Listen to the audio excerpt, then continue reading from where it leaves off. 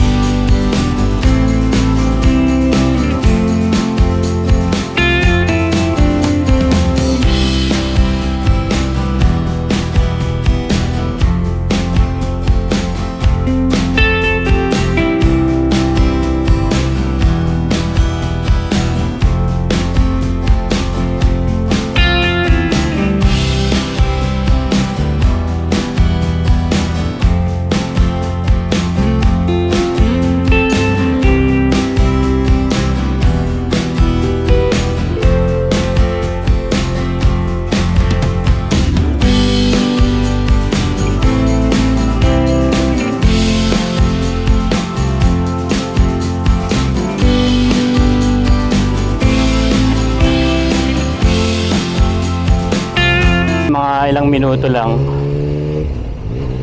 para makita, matest ko lang ba, siguro mga 15 minutes lang tayo iikot. Ang oras ay alas 12, 12:05. Tirik na tirik ang araw, mga kaibigan. Itong motor pag kayo cold start medyo parang kinakapos ba. Binabasa ko dun sa mga forum, may problema yung mga 21 model dati, nagkaroon sila ng recall sa ECU. Pero yung iba madalas sinasabi, pero parang yun nga, kasi chine-check ko yung TPS ba, yung throttle position sensor, yun yung problema, pinalitan nila, okay na. Sa cold start lang naman. Pero pag kayong tumaas na siya ng 70, ang temp niya ay tumaas ng 70, yun, wala naman siya problema.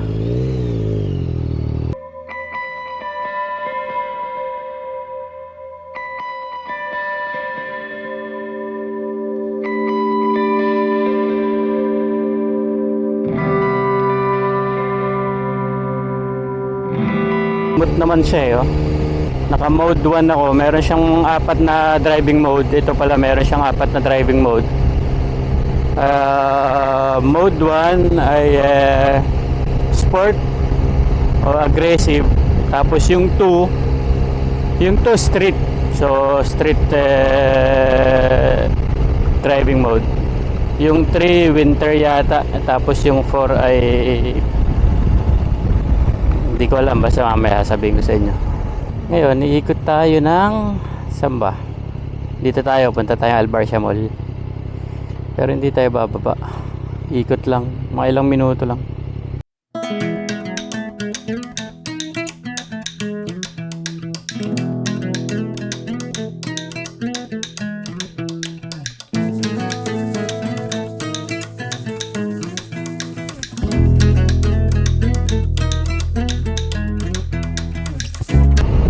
Ito yung mga villa dito.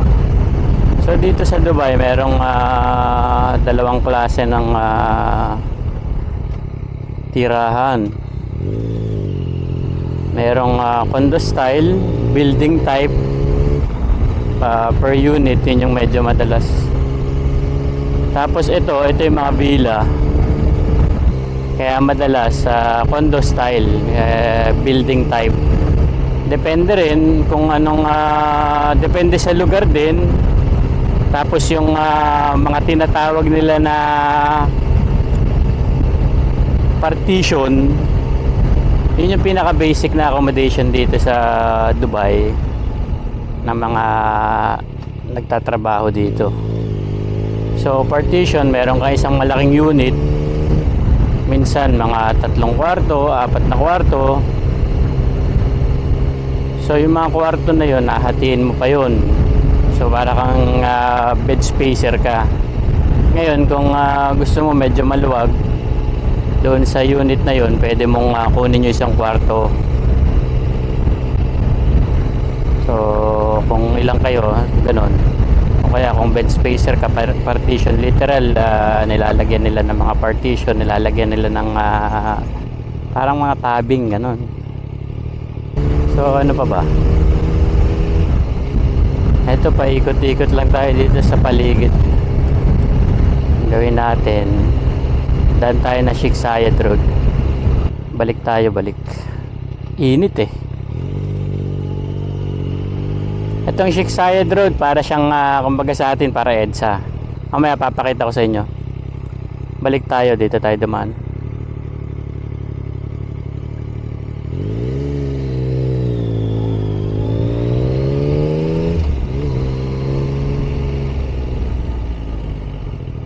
Hinto muna tayo sa gas station. Ayusin ko lang yung view ng isang camera.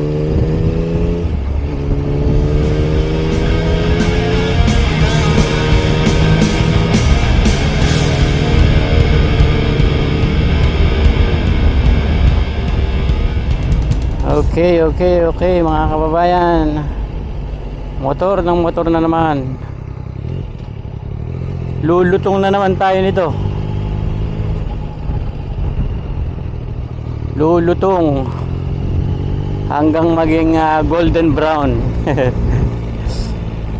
Okay. Punta tayo gas station.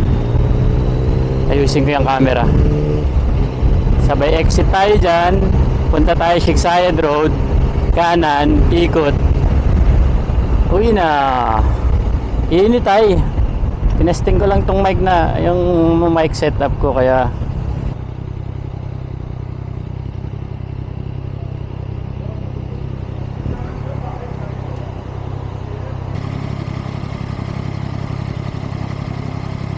tara, ikot tayo Sheikh Zayed Road. Napakainit. Grabe. Tara na. Isang ikot lang tayo tapos balik. Napakainit eh. Ilang minuto pa lang. Paano eh, alas 12 na tanghali.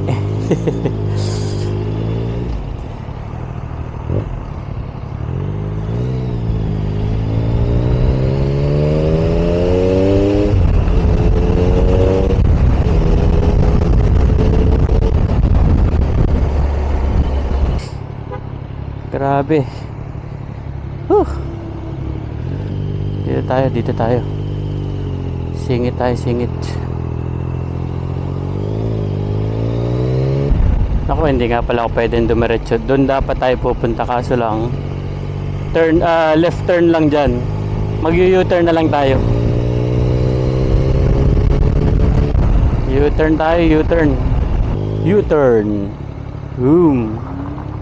Panis. May pasok na naman bukas. Walanjo. Dito tayo sa EDSA ng Maynila. Dito tayo dadaan. Boop. Ay, napakainit. Napakainit guys. Grabe na to guys.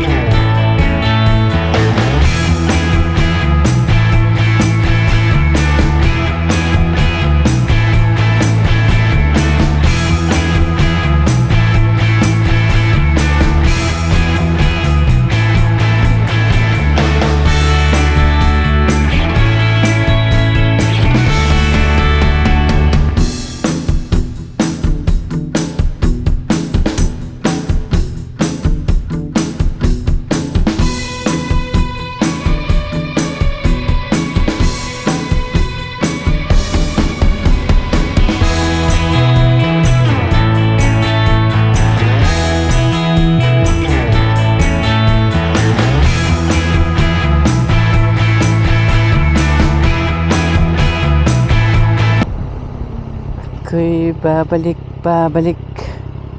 Babalik na tayo sa bahay. Napakainit, guys. Ayan, ayan.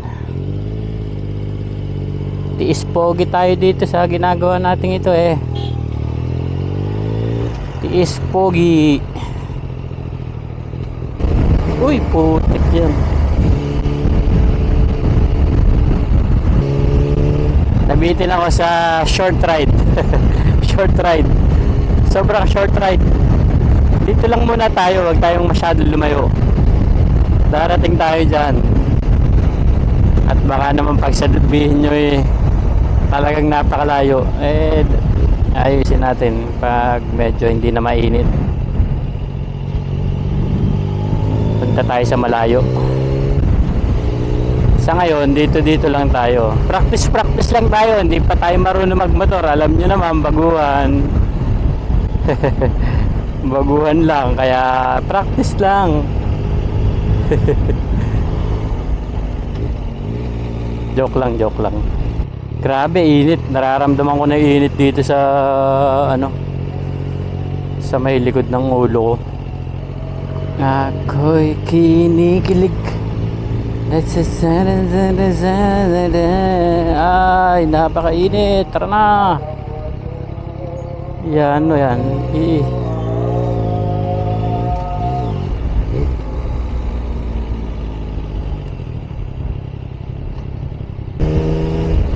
Ayun, balik na, balik. Back to base. Grabe. Hindi kaya. Pagka long ride pala na summer eh, iinit sobra. Dapat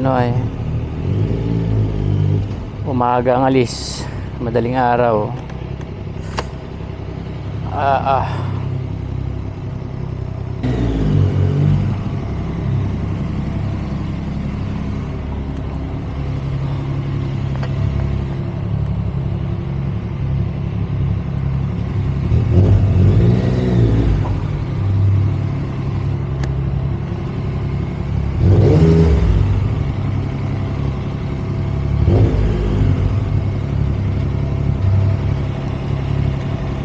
Grabe.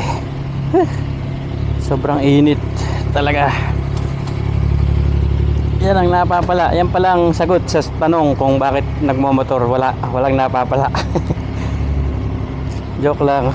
Sobrang sarap sa pakiramdam pag nagmomotor, guys. So, enjoy lang. Nakakawala ng, alam nyo kung anong nawawala pag nagmomotor. Sweldo nawawala.